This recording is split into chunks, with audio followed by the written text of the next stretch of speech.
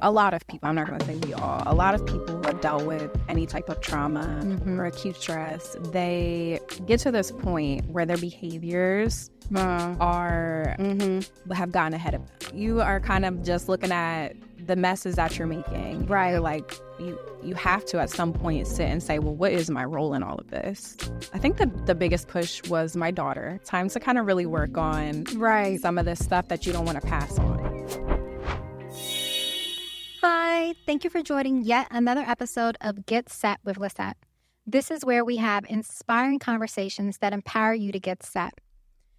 I have had the pleasure of having conversations with entrepreneurs, with individuals that are going through big things in their lives, with friends that I genuinely love and respect.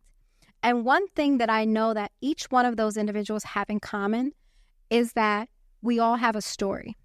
And in that story, so many things can be a part of it, whether it's the good, the bad, the traumas of it all.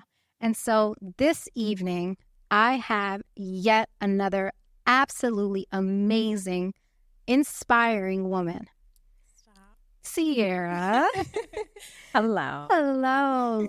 So today we are going to actually have a conversation about exactly that, trauma and trauma recovery and the work that you're doing in it. Now, before we get started though, I do love to just do an icebreaker, warm you up, make sure that you get all the nerves out. I need it. You need it. Exactly. So that we can have this conversation. I don't want you thinking too hard or long on it. It's what comes to mind. Okay. So it's a this or that. Ready? Okay. Are you sweet or salty? Sweet. Okay. Yeah. Morning person or night owl? Definitely not a morning person. Okay. A night owl because I'm forced to be. Okay. With a kid and a dog, the night times are just... That's when you have your time. Okay. I'm not mad at that. Introvert or extrovert? That depends. Okay. On the company. I'll say that. Fair. So big crowds, people I don't really know, I can be introverted. Okay. But if I'm comfortable, very extroverted. I'm not mad at that.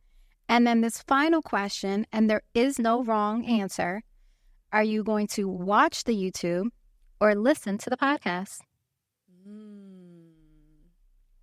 I'm going to watch. You're going to watch? If I have the time and the space, I'm going to watch. Okay. Yeah. Okay. So Podcasts you like... usually if I don't have time. Yeah. Fair. So the podcast is more just background noise kind of thing. Yep. But if you've got the time and space, you're going to watch. Definitely. I'm not mad at that.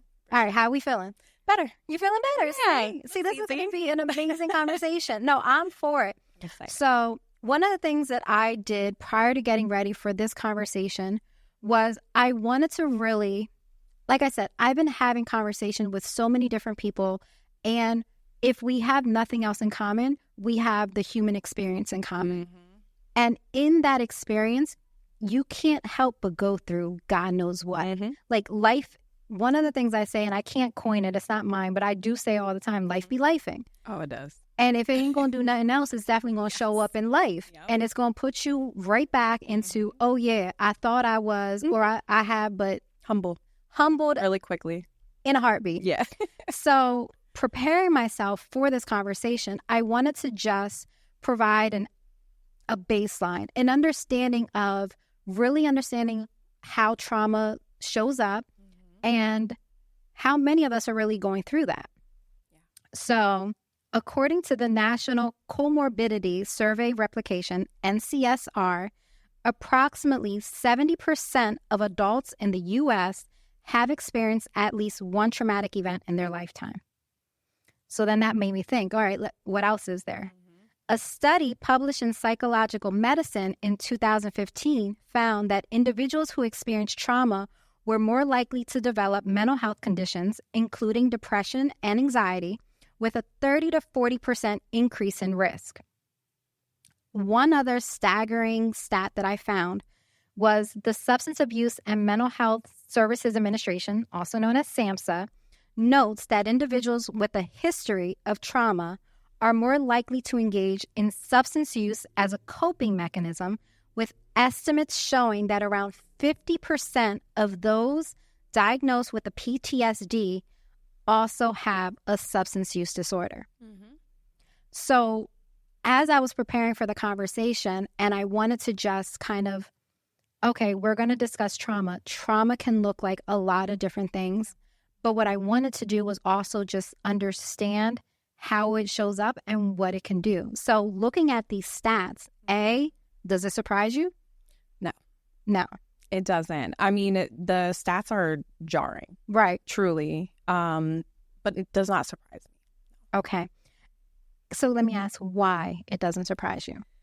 So when we think about trauma, different types of trauma, I think a lot of times a common thing that happens is people go through life and they find themselves having a hard time, right? They're like, I just can't get my relationships right. Right. Or I just can't, I can't seem to do this or that without feeling triggered. Right. And they can't really put a name to it, or they can't really clearly state what their trauma is. So okay.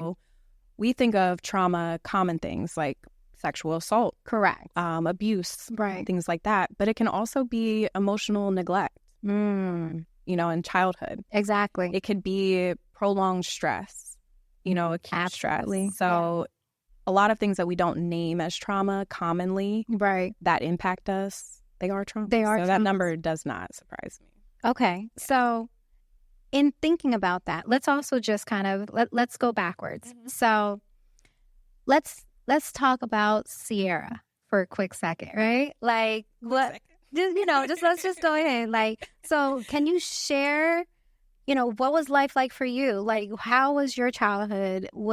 And then also in the midst of that, like, who has influenced you in your life as you've moved on? And then I'm definitely going to, of course, ask how you got into what you're doing. But let's just go into, like, who are you? Yeah. Who's Sierra? Yeah, so speaking of now, I'm a mother. Okay. A student. Yes. Of life also. Amen. I attend Drexel University, but just a student of life. Yes. I love to learn. Yes. Research is my favorite thing. Okay. In addition to that, obviously I'm a trauma recovery coach. So that's where I'm at now with what I do. I have amazing friends. Shout out to y'all. Yeah, I know who y'all are. I really have the greatest support system. So yeah, that's who I am now. As far as where I come from, yes, I come from a big family. Okay, huge, very blended. Oh, I love that. So I'm one of 10 siblings. Stop it. I am. You are one of 10. Yep. I used to think it was a flex to say my dad was one of 10. I am one of 10. You are one of 10. Wow. Yeah, so I come from a huge family, and that's not even counting like step siblings. Okay. Yeah, there's a lot going on. There's a lot of y'all. There's a lot going on. Okay. I love that. It is. It definitely has its pluses. Right. With so many people, you go through stuff. Oh, 100%. And where do you fall in the line? Because that also is going to determine a lot. Yeah. So I know a lot of people will feel me when I say this. Yes. I'm the oldest daughter. So that's where I fall in line. I get that. There's a lot circulating about the eldest daughter. I'm an older daughter too. So yeah. You feel me? Mm-hmm. So yeah, I grew up with a huge family. I specialize in complex family systems and generational trauma as a trauma recovery coach. Okay. So unpack that for us. Yeah, with my family dynamic, it being so large, right? I have had, I think, a unique circumstance that I was able to see across generations how trauma has impacted everyone. Fair. Right? So I'm 33. Okay. And my youngest sibling is 12. Wow. So the gap is generations. Yes. Yeah. So, what has trickled down from my grandparents to my parents, correct, to me, to my younger siblings. Right. I've, like I said, a unique circumstance, been able to see all of that. And yeah, just it comes with its own host of things. How do you so we're going off, but it's because of what you're sharing. Mm-hmm. So with your experience and having the ability to actually see generations, how have you been able to pinpoint and say this is a root, or this is a causal issue, and then B, how have you then, have you, not even how have you been able to like bring and have those conversations and bring it to light? And then if you have been able to, how do you navigate those conversations? Yeah, so that's a good question. Thank you. So I would say, as far as to answer the first part of the question, how can I see that? So my own work, of course, that I've done. Right. A lot of that, it's kind of hard to do your own work without looking to see where your trauma is coming from or where your behaviors. It doesn't necessarily have to be related to trauma, but just where your behaviors, your mannerisms come from, right? Yes. Likely those that raised us. 100%. So there's kind of that natural look back there. Okay. So that's where that happens in my own work, where I'm looking back and I'm like, I can see why I do this. Yeah, exactly. That makes sense. Yeah. But to take it a step further, just within my own work now as a coach, I'm able to understand why then, like, my father, my mother, did what they did. Absolutely. And it gets deep. Okay. When you go all the way back in that way. I would say the way that I've been able to address it in my family now. Yeah. Probably over the last 3 years. Okay. I've really gotten vocal with my family. Like, this is likely what's going on with you. Okay. You might have you considered talking to somebody. Right. Yeah. I won't get too personal. My dad will kill me. He's so private. But girl, trust me. If we talk about generational trauma, being quiet and, keeping that stuff in, that's what it is. So I'll respect him. Let me tell you. Quick disclaimer. I literally was just sharing that, like, before we even got started. Like, coming from certain backgrounds and coming from certain families, like, I come from a place where you don't talk about family things outside of the house.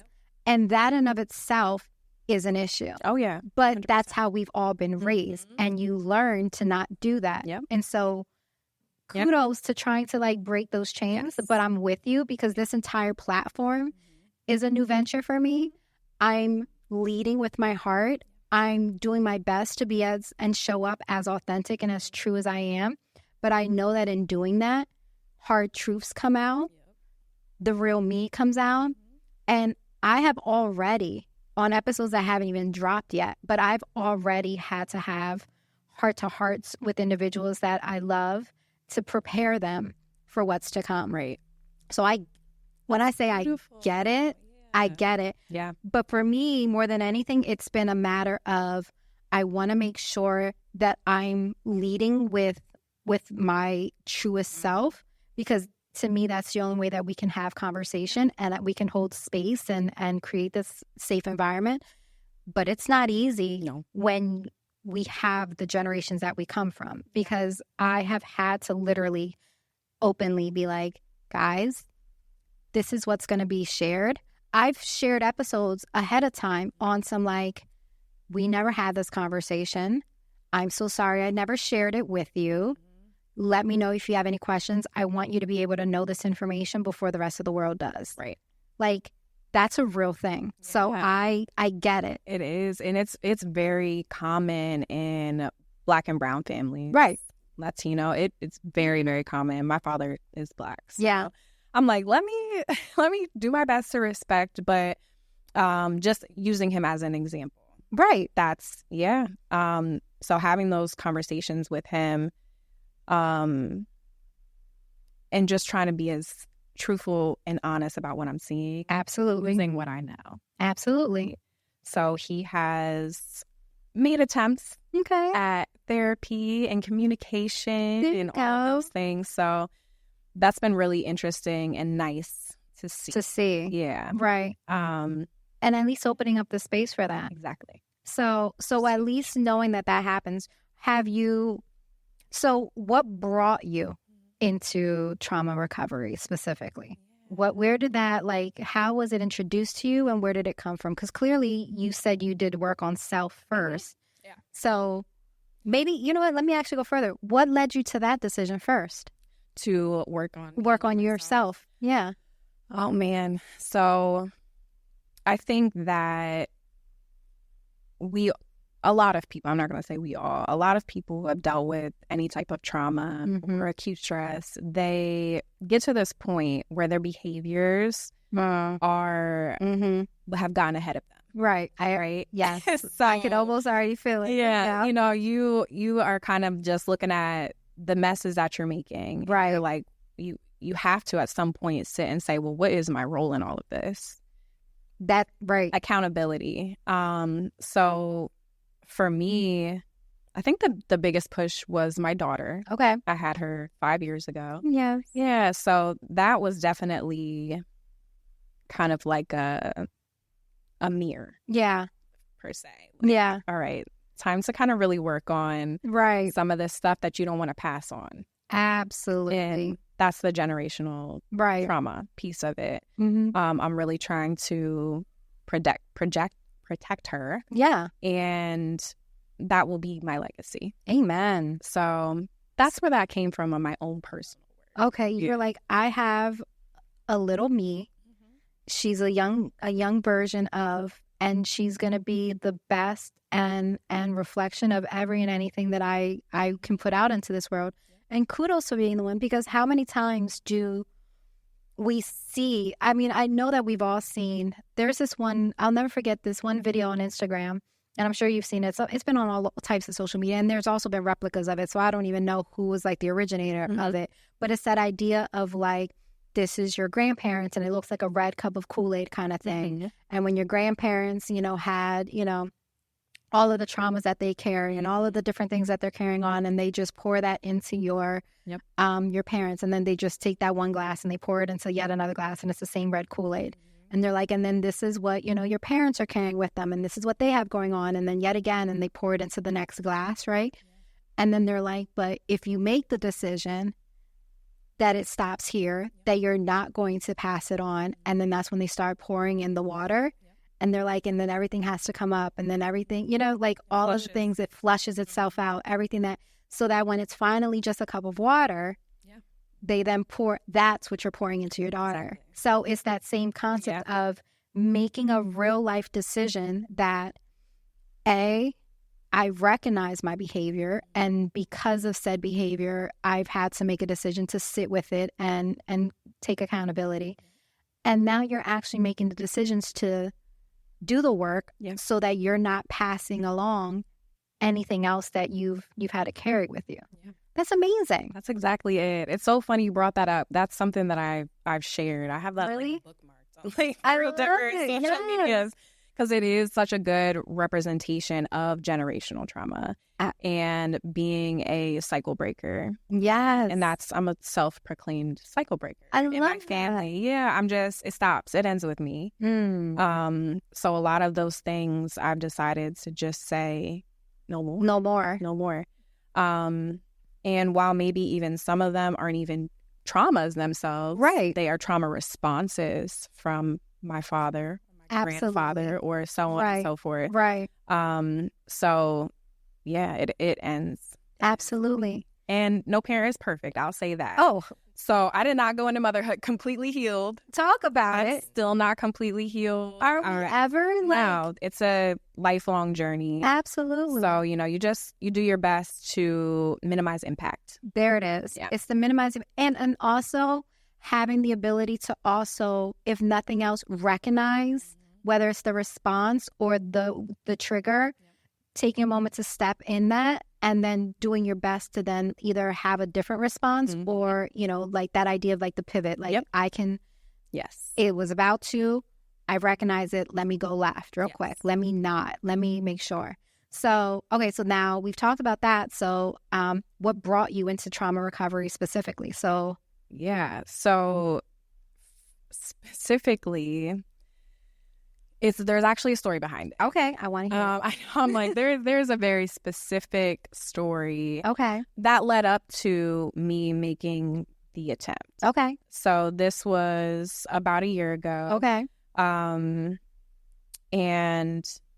well, let me start from the top. Yes, please. So take it from the top. I work with Empress Evolve, okay, as a trauma recovery coach. Yes. And the two women that started it, Dr. Green and Dr. Bryant, shout out to y'all. Yes, shout out. I'll make sure everything's all the shout outs. Yes, I want it. I want it all. Yeah, shout out to them. I actually went to high school with Dr. Bryant. Okay. And I was following her journey. I've always been interested in mental health, going to school for clinical psychology and things like that. So I was kind of like following her silently. Right. Okay. And I'm like, one day, something's going to happen here, whether it just be like maybe looking for mentorship or advice or whatever the case is, maybe even working together. Yes. So she had posted that they were both looking to expand their team. Okay. And this would be the first time that they were expanding. Okay. And up until that point, I'll get to the story to what made me decide to apply. Up until that point, I had really suffered from imposter syndrome. I still do. The girl. Which you and I had talked about a little bit. I still do. We all do it. I don't know if it ever... I don't know when it goes away. I don't know. And even though, because I was doing some research on it, and it's technically not like a clinical disorder, but it has been recognized. I can only speak for self. It is prevalent in the most ridiculous spaces and places. Yeah. And when you really sit with it, it's like, why? Like, why am I? For what? For what? Why are we doing this ourselves? Yeah. Why not us? Why can't we have these conversations? And yet, we do it all the time. Yeah. And that's tough. I mean, not to get off on a tangent. No, I get it. But that imposter syndrome, that can come from, these, like, limited core beliefs we have about ourselves about not being good enough. Right. And that's involved in the work of trauma is just kind of reframing, retelling ourselves the story about ourselves, right? Yeah. So that's a constant work. Amen. So imposter syndrome. Yes. Okay. So you're over here like, I want to do this, but I don't, I don't have a PhD. Right. I don't have, all of the qualifications. Right. There's no way that I could do this. Okay. And also, I still have a ton of healing to do. Right. You're like, I recognize my own. Yeah. So there's no way that I'm qualified to do this. Okay. Like, I'm still on my own journey. How can I help others? And so, on the fence about it, I was like, I'm not. Okay. I don't qualify. Right. So you're like, I want to, but you know what? No. You stopped yourself before we even got started. Okay. Little self-sabotage. Yeah. But at the time, we rationalize. Yeah. Say, when I'm ready, I'll do it. Right. Right. Yeah. So around the same time, I also work as a birth doula, so a birth worker. Yes. Yes. Which we're going to talk about too. So around the same time, I had supported a stillbirth, a late-term stillbirth. Okay. And to layer that, they were my best friends. Oh, wow. Yeah. Okay. So obviously I had not supported one. I only have a handful of births at this point. So in the training that I got, it did not cover stillbirth. Yeah. Right. So an experience like that, as you can imagine, for the parents, it was almost like being a supportive fly on the wall. I don't know how else to explain that, but that was very difficult to be in the room with that kind of grief. I can't imagine. Yeah. And being a support through something like that. Absolutely. So after that occurred, I was like, okay, like God, universe, like whomever I see, you keep putting me in places, in these spaces, to be a support, through traumatic things. And this, of course, it's been a theme my whole life. Okay. It's just kind of finding myself in places where I am a support. Absolutely. And at that moment, I think I decided that, sorry, that's so difficult for me to talk about. No, I get it. Yeah. So at that point, I had decided you're never going to be ready. You're not going to be ready. Like, that's it right there. It's like, if not now, then when? Kind of attitude. Yeah. So that's amazing. Yeah. Despite everything that was going on. So I always say that the baby boy, he changed my life. That little boy. Oh, I love that. That's amazing. So, yeah, I applied, and then I went through their interviewing process, which is very interesting. Right. Imagine being interviewed by 2 psychologists. I can imagine. Yeah. Oh my gosh. It was like a free therapy session. It was actually. I'm not gonna lie, it really was. Right. But it was great. Both beautiful women. And they had called, and they were like, and at that time, like I said, I was open and honest about my what you doula had work going on. Exactly. and kind of what also just happened, and how I was like, I need them all. chill on this work. You know, and I'm a mom, and I'm this, and I'm that. I'm in school, work full time, and they called me, and they were like, we really like you. Mm-hmm.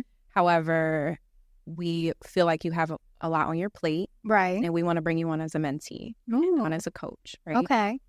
And at the time, of course, my ego was like, shot. Exactly. it was shot down. So I was like, but then I took a moment because of the healing work, and I was like, okay, what am I being told here? Right. And for me, it was reevaluate your capacity. Okay. You know, what is important to you? Right. What needs to be offloaded? Right. Like, how can you make space for this work? Absolutely. So I went through the training, and by the end of it, they were like, oh no, yeah, we'd like to bring you on. we're going to do the coach thing. Yeah. But can we just also share and talk about the importance of, because I also have been on a journey for self as well. I feel like this platform has provided space for that, because if I want to continue to show up in my authentic self, I'm also realizing in having the conversations that I'm having, I have to continue to like pour into self, because it can get really heavy. And by nature, I am very empathetic. And so I feel myself carrying those things. But I didn't want to brush over the fact that kudos to you at the fact that ego and anything ego driven at times can really be the death of us. There's so many times where you must follow before you lead. You must, slow down. You at times are going to get to wherever it is you want to go, but it might not be in the destination or the journey you anticipated or believed it was going to be in your. And because it doesn't fit what we envision, at times we almost self-sabotage ourselves, and we're like, yeah, no, that's not it anymore. Or no, I'm not going to do that because I didn't get what I wanted, or I didn't get this. So kudos to you for literally taking that moment and saying, you know what, that's not the news that I was hoping for. But the work and the mission is so much greater, and it's bigger than me. It's bigger than self. What do I need to do? Yeah. How do I need to show up? What do I need to, like you said, prioritize so that I give importance to what I feel is important? Exactly. That's amazing. Yeah, it was definitely interesting. And the other part of that too was that I was able to train without that pressure. Fair. On myself, because I put a lot of pressure on myself, and that's another thing I'm still working on. We all, yeah. But I was able to train and take in everything and even apply it to myself. Definitely applied it to myself. I'm not going to lie. Like, the training itself was also like, okay, I'm going to put this in my backpack. Oh, 100%. Yeah. So, I was able to approach the work much more authentically.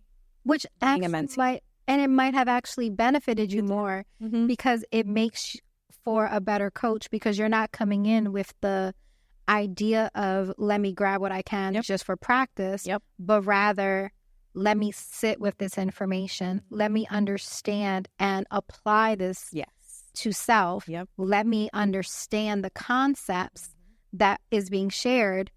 And now that's only going to influence the work that you do. Yeah, 100%. That's phenomenal. I really honestly love that. What a journey, right? Right. I was just like, oh, okay, that happened. That happened. For my greater good. And it provided you, and for all, because then it provides you the opportunity to show up better. To be continuing working on self is only going to improve yourself. The fact that you looked at this and approached it from a whole different lens gives you the space to understand it from more than likely those that are going to be actually sitting with you or reaching out for the help of some sort. And now you can understand where they're at better. 100%. Oh, I love that. Yeah, spot on. Really? Yeah, that's it. I mean, it was an interesting way to come into that. Yeah. Sure. Yeah. I truly believe that everything is always working out for my greater good. So. And I always say I don't believe in coincidences. I do think that everything happens. I don't want to say the way it's supposed to happen, but I'm not a big believer of coincidence. I feel like if something happens, like I remember hearing somewhere, and I can't remember where, so I apologize, like where, like I'm not referencing this appropriately, but I remember hearing somewhere where life is just a bunch of decisions that are made. It was the idea of what you've heard something like this. I like live by this now. You might have been the one that shared it. I feel like I'm like, was that on our phone conversation? Because I think it might have been our phone conversation, and it stuck with me. Clearly, it stuck with me. That idea of like life is just a bunch of like decisions. So because I'm a person that like I want to make the best decision, I want to make sure that the decisions that I'm making, these are the right ones. And then how many decisions am I not making because I'm stuck in, is this right or wrong? Whereas just, it is you. It is our conversation. I'm like, it is to talk about this. We had this conversation and that has stuck with me. That idea of like, just make a decision. And wherever the journey takes you from that decision, it's only going to take you to the next one you have to make. Exactly. Yeah, there's no right or wrong. Correct. There's just decisions. Just decisions. Yeah. Yeah, it literally came from... that I was like, wait, are you about to say what I think you're about to say? I couldn't remember where it came from either. Yes. I'm like, I can't reference it, but I got it from you. Yeah, I can get held up just the same as you. Like, am I doing the right thing? Correct. Trying to like fact check and, you know, make it make sense. Yeah. And... So, all right, so share with me, what does trauma recovery look like then? So you found your way into it. You humbled yourself now. At this point in humbling yourself, you're ending the training, not as a mentee any longer, but like a legit coach. So what does that look like? So that people can understand, like, A, what is trauma recovery? And then what does that look like for someone? So... which I talked about before, I specialize in generational trauma, and complex family systems. Yes. So that's also unpack that. Like, what does that mean? Like, let's also break that down. I know. So So I'll explain first what trauma recovery coaching looks like what someone could expect. So absolutely. Essentially, my role as a trauma recovery coach is to, work with an individual to make connections between the traumas that they've experienced and their current behaviors, the state of their relationship. Right. And not me telling you what the connections are. I'm working with you so you can tell me. Because it's more impactful. Absolutely. When you come to your own realizations about things. So, we work on that connection. Okay. We examine trauma responses, avoidance, which is a common one. Yeah. And their current coping mechanisms. Okay. Generally, they're negative if they're coming from trauma and they're in trauma recovery coaching. Right. Additionally, we look at like cognitive distortions. Okay. So a cognitive distortion looks like, it's essentially like a lens. Okay. Right? Where we view the world around us through a lens of trauma. Okay. Right. That a lot of times we don't even realize we had gone through. That we had. Right. Okay. So a lot of that work then involves cleaning it out. Yeah. Okay. So that you can kind of see things for what they are and not through what you've gone through. The lens of what it is. So now you're cleaning that lens, and now you're looking at the world from a different lens in theory. Yeah, exactly. Okay. And recognizing your triggers. Absolutely. Just different things such as that. So bridging that gap. Absolutely. Talking about how that comes up for you, how you're reacting in your relationships. Absolutely. Your core beliefs. And then we do the work. Okay. Simultaneously to reframe those negative beliefs, to rewrite your story, basically, in a way that is, okay, this happened to me. Right. This is how it's impacted me. Right. And this is what I can do when this comes up or something similar again. So the goal ultimately is to be able to equip an individual with the tools that they need. So they also are getting skills here. Absolutely. Tangible skills that you can take and apply them to a bunch of different Correct. situations. Like anything that goes on in life or other situations. Yeah. So, and helping them reframe from this is your original response. This is how you typically do it. Catch yourself. And then you're essentially giving tools in like a imaginary toolbox to now when it comes up again, because it's not a matter of if, but rather when, because that's just the way life works. Exactly. Here's how you're going to respond now. Or if nothing else, here's some tools where you have the decision on how you're going to respond. Yes. Oh, I love it. And when you say that you're dealing with generational trauma, and it was a mouthful, and familial. Yeah. Complex family systems and generational trauma. So what does that look like? Yeah. So complex family systems, they generally look like, because I might have it and I didn't even know. We probably do. It's not, it's just a fancy word for saying like not having that traditional unit. Mom, dad, kid, married, dog, offense. And granted, I'm not saying that that's the, the end all that's the end all be all. Healthy families can look any kind of way. Absolutely. Right? It's just how are we reacting to one another within the family? The family dynamic. So is there a struggle between mom and daughter? Okay. Is there a struggle between mom and dad? Right. How is that impacting the kids? Just looking at the entire family unit, essentially. Okay. And helping with communication and healing things that go unsaid. Absolutely. Right? So yeah, that's a complex family system part. Okay. And then the generational trauma part ties into that. Right, but it's going multiple generations back. Now, and this is completely off script, but it leads me to another question. So let's say an individual decides that they also want to be a cycle breaker. They recognize that behaviors that they're doing are leading them to not so great circumstances. As you said, the behaviors are typically like a byproduct of whatever is coming from. So you find someone who is now coaching with you. What happens, especially when you're dealing with like family experiences and generational traumas?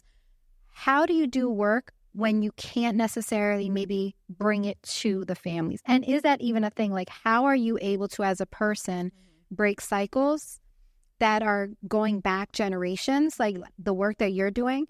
If, let's say, there is no family dynamic, there is no, I can do like a family session, like these individuals don't necessarily want to do the work, or they're not that they don't want to, they're not in a space or have the capacity to do so. How do you respond, or how are you able to coach individuals through that? So, and can you? Yes, absolutely. So yes, you can absolutely do that. And I honestly think that it's going to be more common that work is on self. Okay. It is going to be a lot of forgiving and maybe not the other people. Maybe forgiving yourself. Ooh. A lot of, discussing like levels of responsibility. Absolutely. Right? So this happened to me.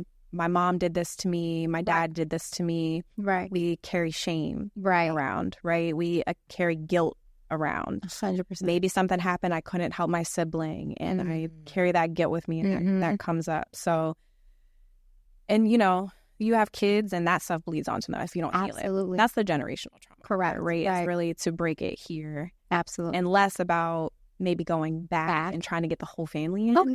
It's really about healing what's happened. Right. And the within. Yes. And then if nothing else from here forward. Yes. Yes. There will be no other generations that will experience whatever we've experienced in the past. Exactly. Yes. So I don't need your mom. I need your dad to come in. We're going to talk about you. Right. And we're going to talk about, again, what your responsibility was in all of this. And 9 times out of 10, it's not what you're telling yourself. That's it. We're gonna rewrite the story. Amen. We're gonna dissolve the shame and that guilt. Absolutely. I want to real quick. This is first off phenomenal. Like you are blowing my mind with the work, because I think it's so important. And I also don't think that, especially coming from similar backgrounds that we both have and coming from the communities that we come from, the reality is that mental health in general is still stigmatized. It's still that's not something we talk about. Yep. And I can't speak for you or for yourself, but I know for like my like past, a lot of it would end up being more so take it to church or putting it in the hands of God or things of that nature, or, you know, let God kind of handle it kind of thing. And I am very much, I don't want this to be misconstrued. I am 100% a woman of faith. Yeah. I'm 100% still very much someone who believes in the power of prayer. I believe in holding faith, and I believe in holding space for that. But I also believe that it goes beyond that. And there's healing that needs to happen, and there's work that needs to be done. And I love that being who you are, you're creating space for that. And I just wanted to just like, can we just talk about the amazingness that is just having this? Oh, no, I'm being honest though. Like, it's so imperative. Yeah. Because we don't have these conversations enough. No, we don't. And like you said, there is a big, big stigma, Black and brown communities especially. There's like this armor, you know, we feel like we need to wear. And we don't. We don't need that. We really don't. And I hope that, my hope is that I can be a space. Ooh. So you can kind of set your armor down. Right. You can pick it up when you leave. Right. But you can set it down here. And we can have a conversation here. And you can show up here and put it all out there. Oh, I love that. What, can you share any moments where a trigger has happened or something has happened in your personal life and you're able to catch it and how you're able to work through that? Yes. All the time. You know, healing does not mean you are not triggered. I know that's right. That is not what that means. Right. At all. You don't wake up one day and you're like, nothing is going to trigger me and I'm going to be, everything's fine. Like, exactly. You're going to be triggered still. Absolutely. It's really about the bounce back. How quickly can you pivot and course correct? Okay. You know, and make those choices of, am I going to go off? Right. Or am I going to, you know, operate with the tools that I have? Right. Use the tools that I now know I can actually, yeah. So for me, I say triggered all the time. Not all the time, but I can think of a recent right. when I had talked about. Yes. I love this story. That's why you knew I was going to bring it up. It led to the conversation. Yes. So I actually shared this on Facebook, a little background, but I'll give a little more detail. Yeah. So I'm in the drive-thru. Right. This is a recent one. I'm in the drive-thru, Dunkin' Donuts, in the morning, and I'm taking my daughter to school. Right. Again, 5, she's in the back. She is very inquisitive. I love that. Who she is. I love that. Ask all the questions. Yes, she is very inquisitive. So we're driving. I think I'm like trying to put on music or something for her. The Descendants. Right. You love it. Yeah. And we pull up to the window and I use the app because I need all my points. And we pull up and the man is standing there waiting on me. Right. And I'm like, oh, I didn't have the app up. So I'm like, I'm so sorry. I'm sorry. You know, trying to pull this app up. It took all of 10 seconds to pull this app up, but I'm apologizing profusely. Just continuing. Yeah. Right. Like just, I'm sorry. I'm so sorry. Right. So we make the exchange. We go on about our business. And Nori, my daughter, she looks at me and she goes, why did you apologize so much? And I was like, oh, right. So that wasn't even me catching it. No, right. But such a strong reminder. She said, why did you apologize so much? And I was like, you know what? I said, Mommy initially apologized because she was holding up the line. Right. And she, you know, was taking a long time to pull up her app to get to the guy. But Mommy apologized a lot for that. Right. I didn't need to apologize so many times. Exactly. I could have just said, you know, one moment. Yep. Is it even something to apologize for? Exactly. It took 10 seconds. Exactly. Like, you know, I wasn't holding up the line. Like, that was very dramatic. Right. But it's deep rooted. It is. So that a lot of that comes from people pleasing tendencies. And those can show up for people who have experienced like emotional neglect. Absolutely. You know, you do anything for those validations. Absolutely. So That's where That's where it comes from. And the fact that your daughter was able to catch it, like, you're asking, like, for forgiveness a lot. Yeah. And how many times do we do little things like that where you're just, I'm guilty of that. That's why I resonated. I've been called out not by any kids, but my significant other. Like, I am known that if I'm, whether it's a drive-through line or we're at a restaurant or we're, like, I am so apologetic about the most ridiculous things where it's like, you do not need to ask for forgiveness because you needed to get your card, or like in the grocery stores, if I feel like I'm taking too long to get something out or I'm not able to get, like, as if it feels like it's forever and it's seconds. Yes. But it's that same thing. We're not taking the time to recognize that the reason why this is so triggering or this is the response that we're having is because we feel like we're either what's the word I'm looking for? Like we're becoming a burden to, or we're taking up too much space. That's the theme for me. I'll speak for myself. You might feel the same. I have to constantly remind myself that it's okay to take up space. Oof. And that can come from also the people pleasing, the neglect, but also maybe having like an emotionally reactive parent. So like you kind of have to tiptoe around your own home. Right. As a child. Yeah. And now you find yourself like, I need to shrink myself. Yeah, or an overly critical parent. You can find yourself like, sorry. I'm so sorry. I'm so sorry. Right. You don't want to take up any space. You feel like your space is a burden. So yeah, that's something I constantly have to tell myself is it's okay to take up space. Absolutely. Okay. And being one of 10. Yeah. That alone. I mean, the age gaps are pretty big. Okay. But yeah. That's a lot. So let's now go back around because you had made mention of it and I still want to give it its also due. So as a doula, which is how you first started and what you were first doing, can we talk real quickly? Because I don't want to shy away from that because that in of itself is also so I'll say this. I've never given birth. I've never, actually experienced that in its entirety. I did work more so from the social work aspect where I've helped social determinants of health. I've helped others look to ensuring that they had healthy pregnancy outcomes and that they were ensuring that they were as healthy as they could be, which is how I personally had been introduced to the concept of what a doula is. And so I want to also give that its due space. Like, what is it?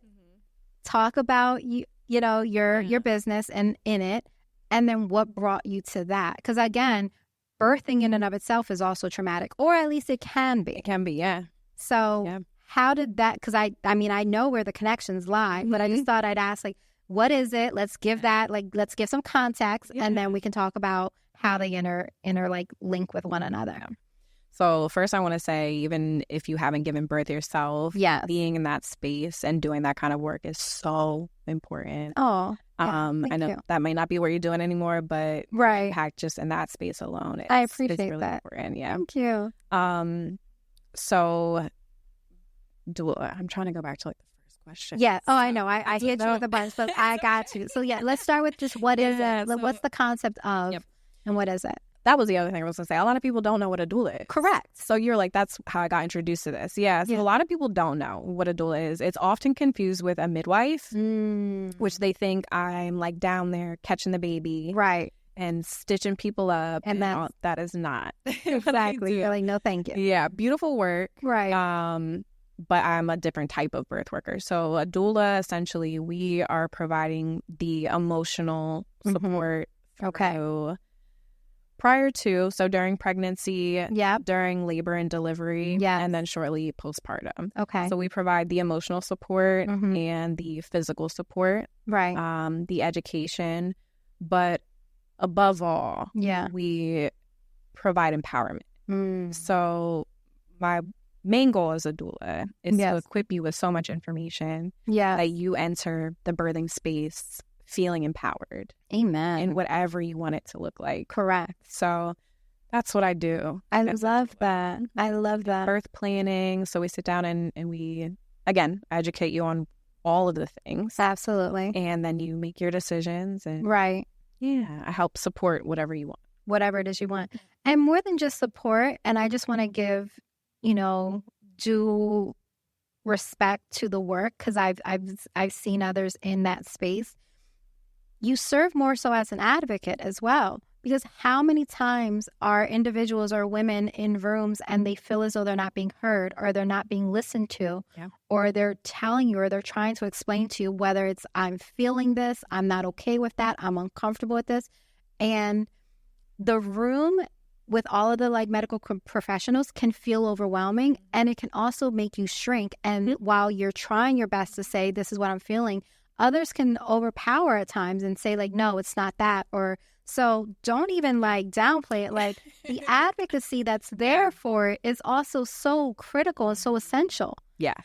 Because it's needed. Yeah, 100%. That is, in addition to the empowerment part of it, is, the maternal death rate is, I don't have the number off the top of my head and I should have had it. Yeah, you're good. But it's through the roof. It's correct. Unacceptable. Absolutely. In Western medicine. Absolutely. Women should not be going to the hospital and dying. I agree. Giving correct. Yeah. We've done it for years. And I'm not saying that things can't happen. Of course they can. Absolutely.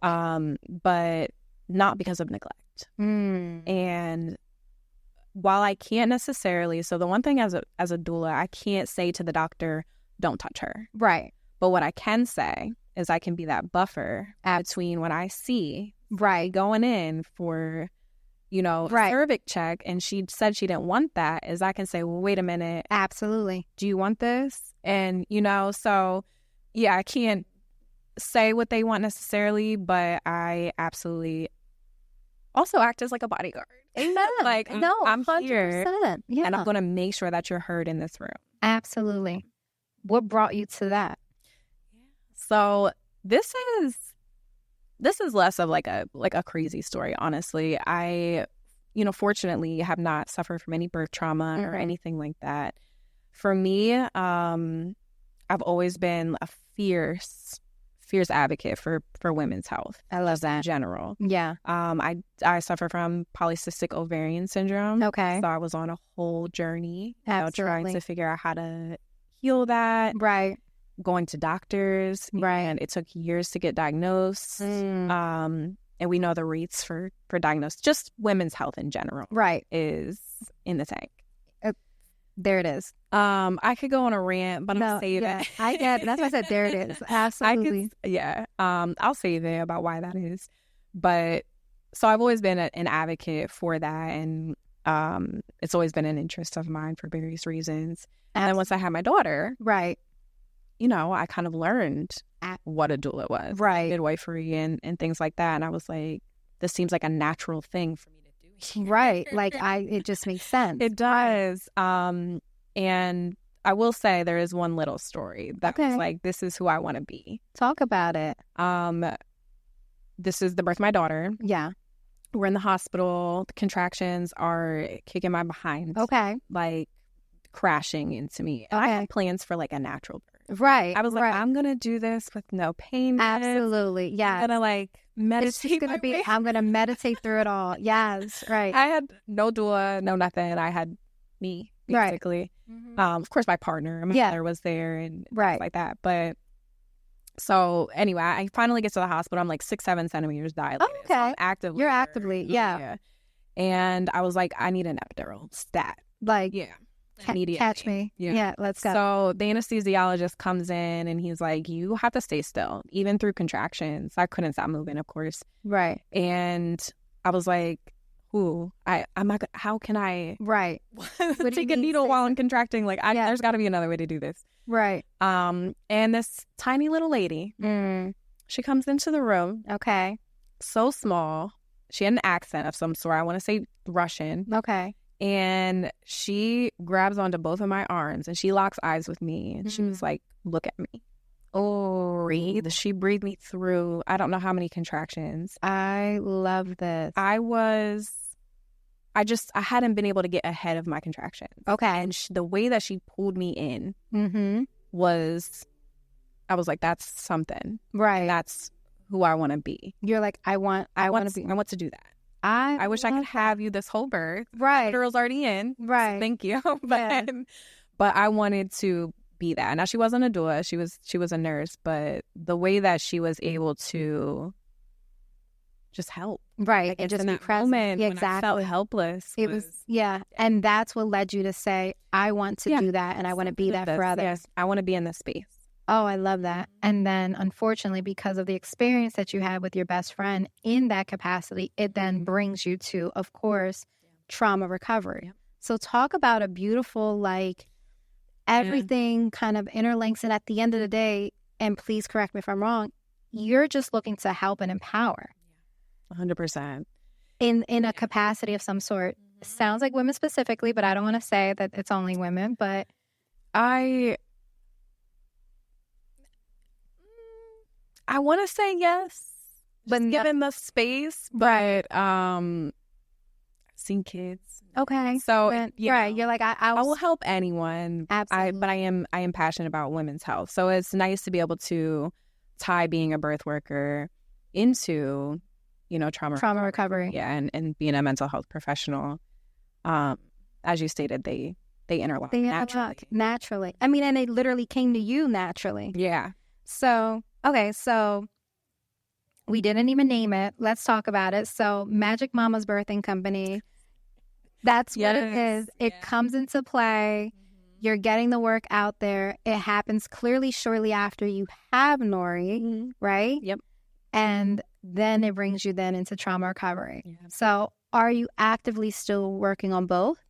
Yes. Okay. So I will preface this by saying that doula birth work, just in general, anyone can speak to it. It's pretty grueling work. I think my longest birth was like 20 hours. Oh my gosh. Okay. Yeah, like you don't sit down. You do not leave mom's side for nothing. You're there. Yeah. So by the end of it, you're beat kind of for at least 24 hours after. Absolutely. Unfortunately, I have to work full time. I get it. So I do a few births a year at this point.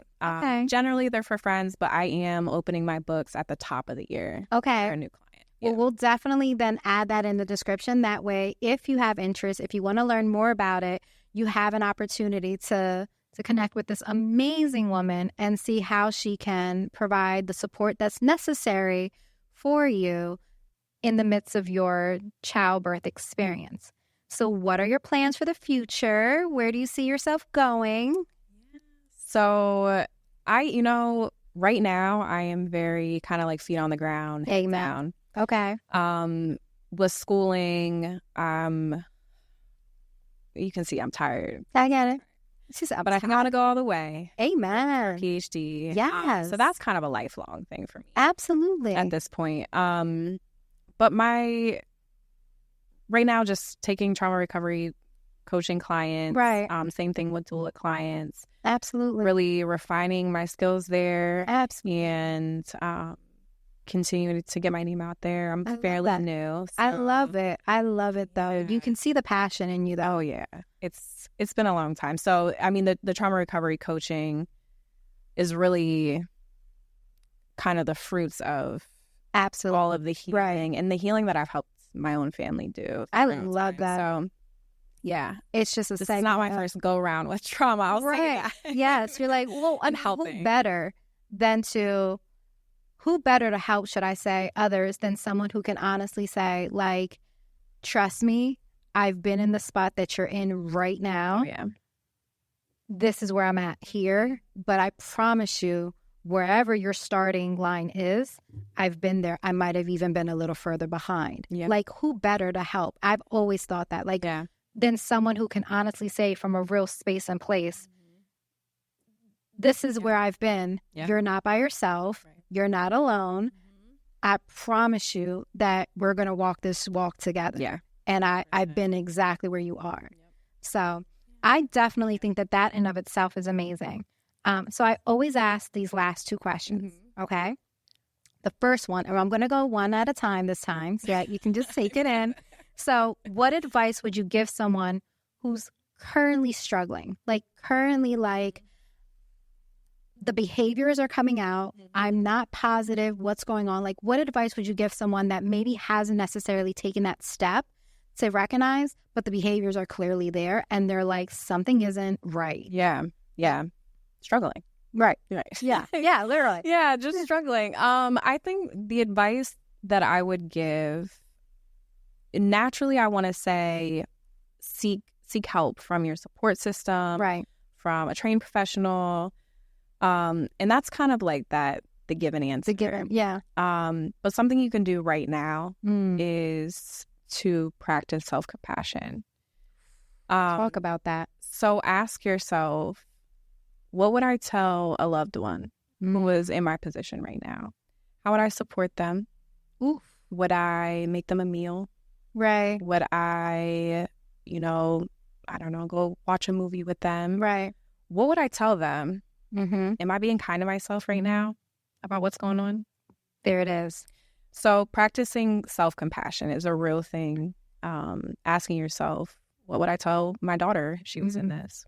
What would I tell my friend? Right. And then that's your response and go from there. Yeah, treat yourself with compassion. Oh, I love that. Second part to that, what advice would you give your younger you?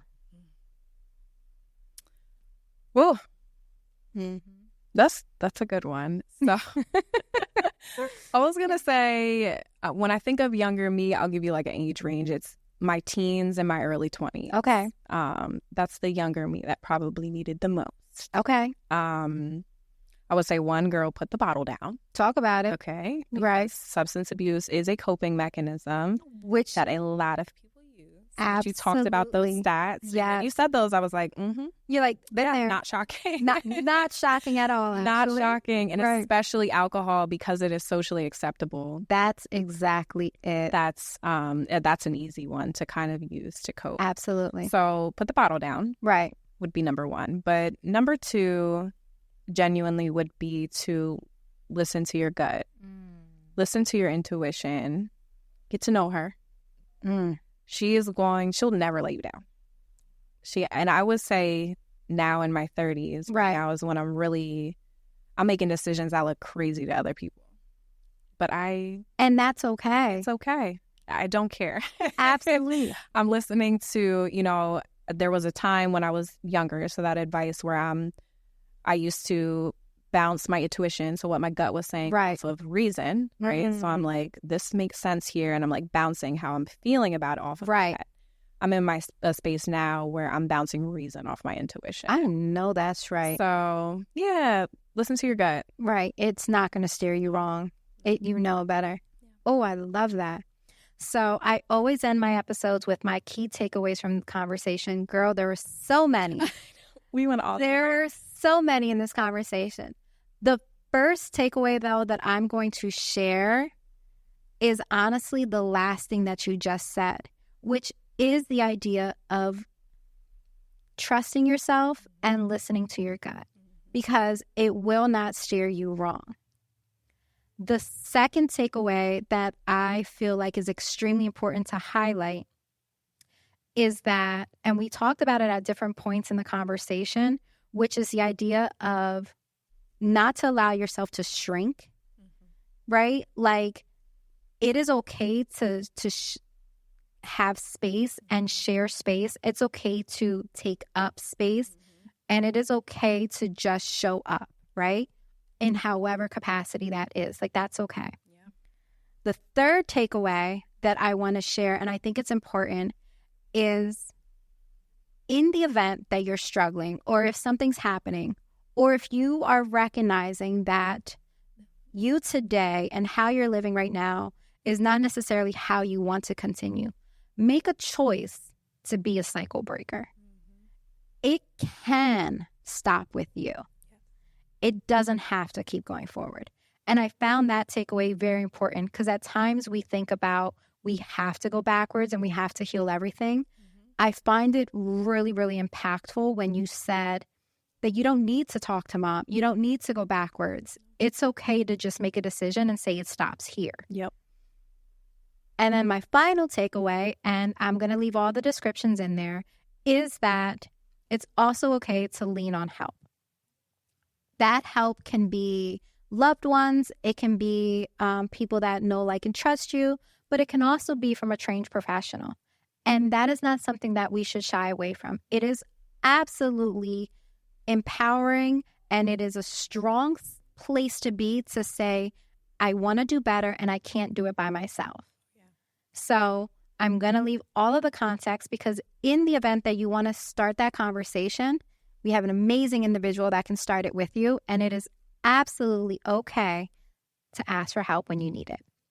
So with that said, I can't thank you enough for sharing space with me. You are phenomenal. What you're doing is amazing.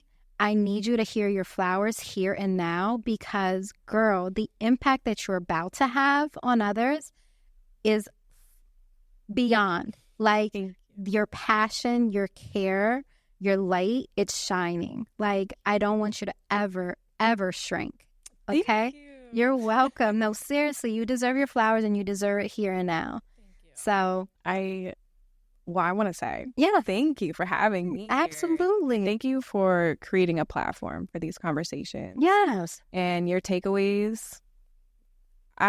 We could have kept talking, honestly. I could have kept talking to you. We can honestly still. We but still can. Yeah, Right. Your takeaways were everything. But you and what you've done here and the space that you're giving for people to share their stories, what they do, important topics. Yeah.